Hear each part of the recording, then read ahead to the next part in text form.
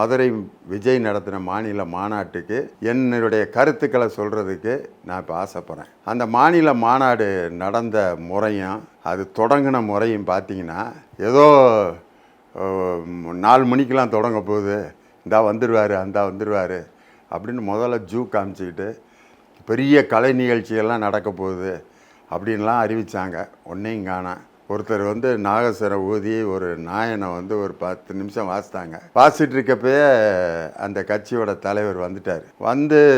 கொஞ்ச நேரம் மேடையில் கும்பிடு போட்டு அந்த ஒரு பெரிய ரேம்பில் நடந்து போனார். அதில் நடந்து போனப்போ நடந்த சம்பவங்களை பார்த்தா அது ஒரு கட்சி மாநாடு மாதிரியா இருந்துச்சு.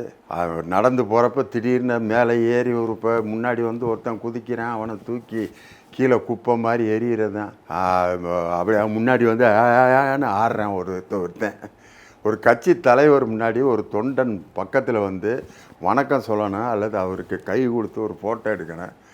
ஏன்னு ஆடி அவர் மேலே உளுந்து கீழே உளுந்து பக்கத்தில் வந்திருக்கவங்கெல்லாம் அந்த வந்தவங்களை மனிதர்கள் மாதிரி கூட நடத்தாமல் தூக்கி குப்பையை போடுற மாதிரி கீழே தூக்கி எரிஞ்சிக்கிட்டு இருந்தாங்க.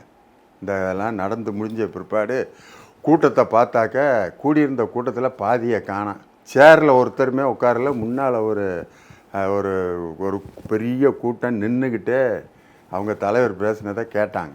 அவர் தலைவர் பேசுகிறதுக்கு முன்னாடி பல எழுச்சி உரைகள்லாம் நடந்துச்சு. அதில் ரொம்ப அற்புதமான உரை எதுன்னா, அந்த மிகச்சிறந்த பேச்சாளர் பொதுச் செயலாளராக இருக்கார் பாருங்க. அப்பா, வரலாற்று சிறப்பு மிக்க பேச்சு.